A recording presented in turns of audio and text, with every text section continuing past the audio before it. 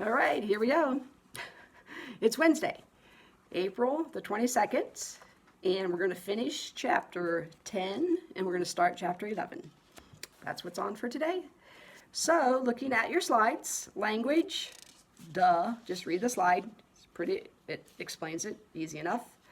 Pragmatics, same thing, read the slide.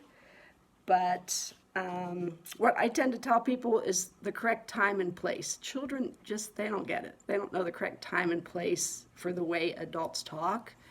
So I always give the example of mom works at an office and she gets home from dinner and she's like, oh my gosh, Fatso had me doing so much work today. I had to file all these files, da-da-da-da-da.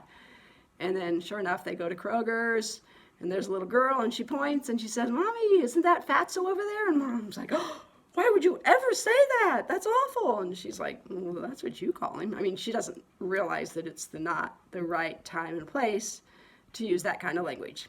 It's called pragmatics. Easy enough. Kids are really bad at it. Bad at pragmatics. Okay, private speech. Read the slide. Very self-explanatory. Exposure to TV, it says 2 studies, % of children who are read to at least once a week, and they think it's as high as 70%. I don't think it is, but they think about 70% of children are read to at some point in time. And then number 2, it says exposure to TV in the first few years of life is associated with poor cognitive development. They've done the research. They have found it's linked to attention deficit disorder, children who spend too much time on TVs, tablets, mommy's telephone, you keep those things away from those little children. There's just enough research. And the main part of it for attention deficit disorder is it refires their brain. Their brain fires at a different pace now because you know what it's like to scroll like this and their little eyes just kind of go da-da-da-da-da-da. They're not ready for that. They need to sit in a chair and read a book where you're looking at the page for 30 seconds and saying, oh, look at the dog. Isn't that cute? And that's what they need. They don't need all these things that go by so fast. I used to have students take time to actually watch anything on TV. It's about 7 seconds. 7 seconds is the longest you look at any one screen.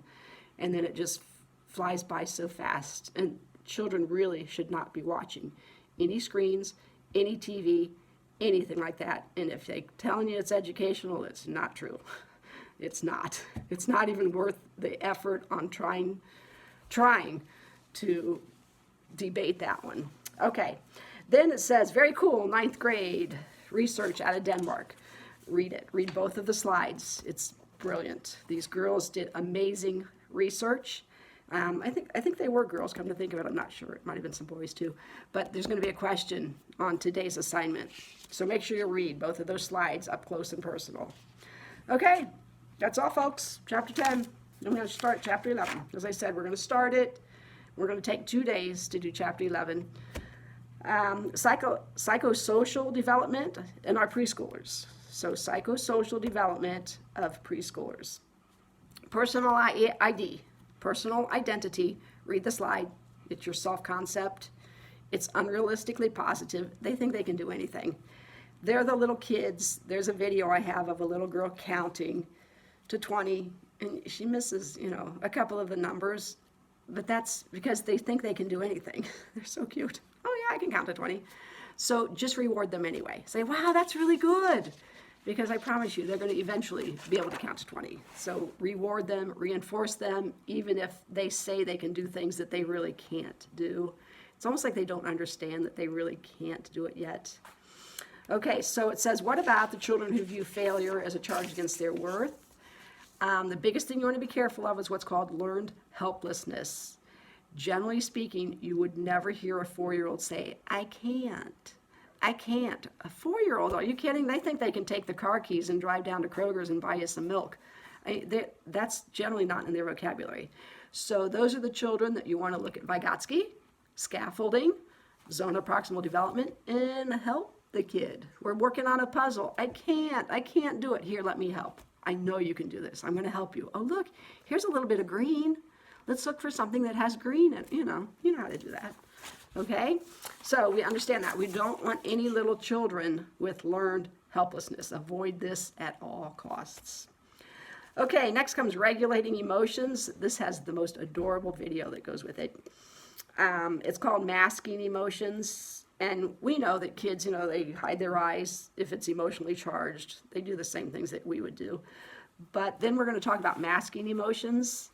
And essentially, it's these little white lies that we know how, we do it as an adult, and kids, they don't know how to do it.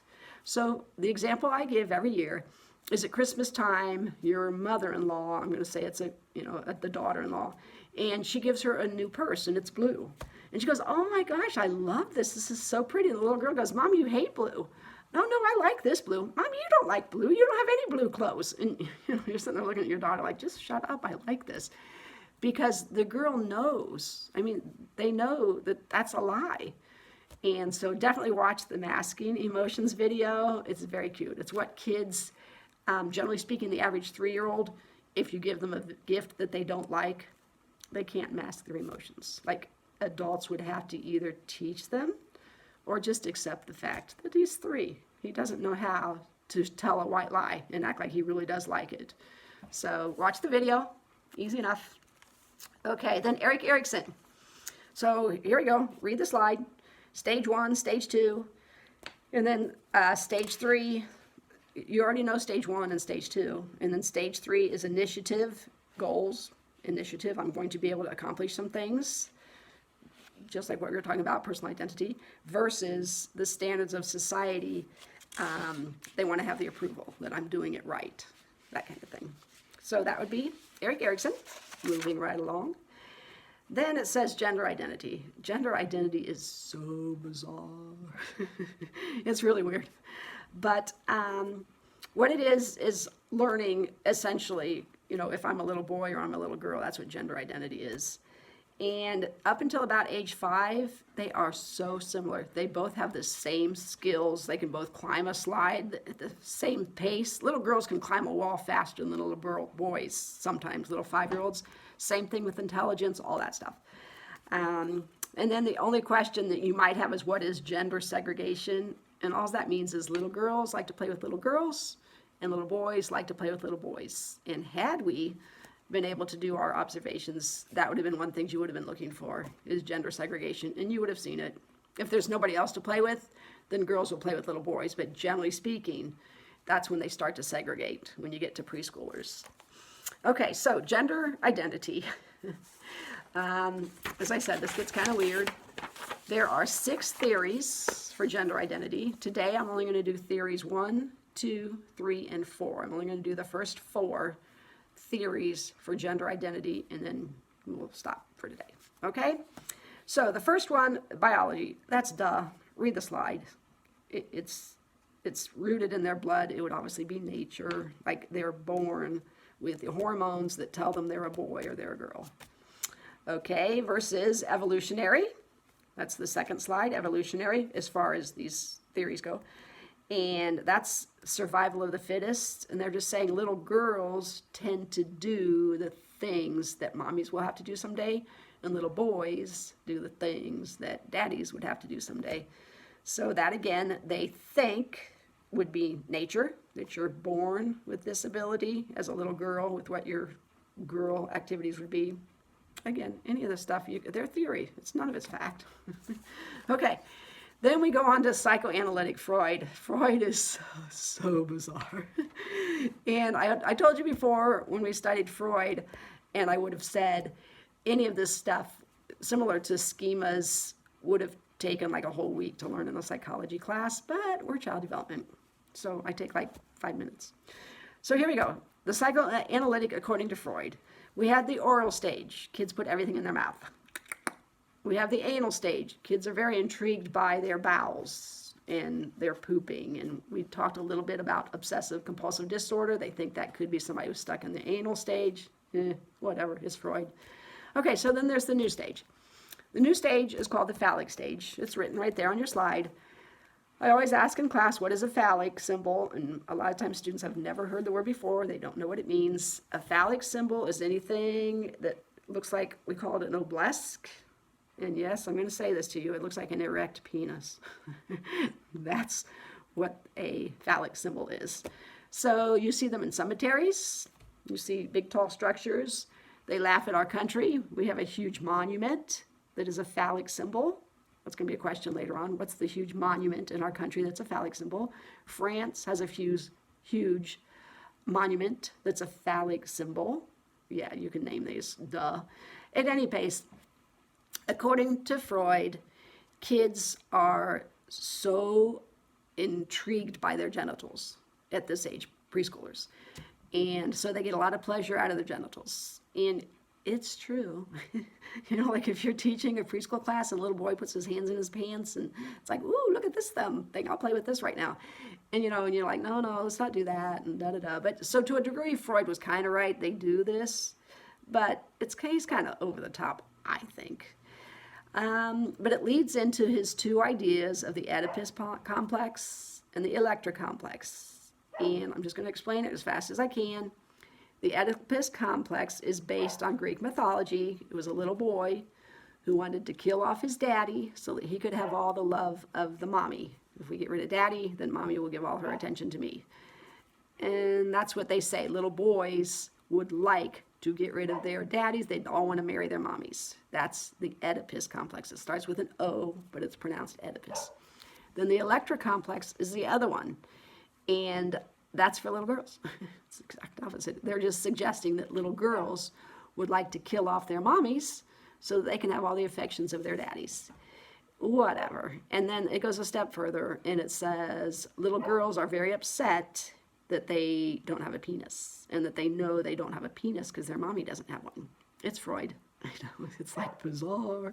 So at any pace, then so girls would like to kill off their mommy because she's inferior to daddy. Obviously, feminist women are like, this is insane. But that's Freud. So that was he came up with as to what the different sex roles were for children. But then there's a little truth to it. He says, could this be why little boys want to marry someone just like their mommies? And why little girls want to marry someone just like their daddies? A lot of people use those as their role models, unless there's abuse. You all know that one. Unless there's abuse, then that would not be the case. Okay, so we took care of that one. That was number 3. And the last one is number 4. And this one is on your questions at the end of today. The first part is Kohlberg, and it lists identity, stability, and constancy. And so what you need to do is you need to give some thought to identity. By age 3, children know I'm a girl. They know this. Stability means that I will grow up to be a woman. Little girls know they grow up to be women. Little boys know they grow up to be men. And then the third one is constancy, and that just means that little kids know I'm a girl. I'm always going to be a girl. You can dress me up as a little boy, or for a little boy, you can dress me up as a little girl. I know I'm still a little boy. So through all of these, and you're going to find even when I give you number 5 and number 6 on Monday, it doesn't take transgender into any effect whatsoever. So it's just basic child development that, yeah, we have little boys and we have little girls. So just keep that in mind. It doesn't give any thought to the other example. So that's Kohlberg, and then letter B is gender schema. And gender schema was a little research study they did. And they just found that little boys, given the opportunity, if there's a truck, a doll, or an orange, little boys tend to pick up the truck. And they're saying for some reason there's this area of the brain that tells these little boys they're supposed to play with a truck. And little girls pick up the doll. Just weird. I mean, they could have picked up any toy they wanted. But more times than not, the girls get the doll, the boys get the truck. Very few kids pick up the orange to play with. There you go. Okay, so what do I have written here? Monday, we're going to finish chapter 11, and then chapter 12 is just like chapter 9. It's really easy, so you'll like that. Easy. There is also an article that you need to read, and so make sure you look up that article, because to be able to answer some of the questions, you have to have read that article. So look for these things, and have a great Wednesday. Keep at it. You are. 95% of you are watching these videos. You must be doing the notes, because you don't get all of it from what I say, and it's good. I think. It seems to be working okay. All right? Bye.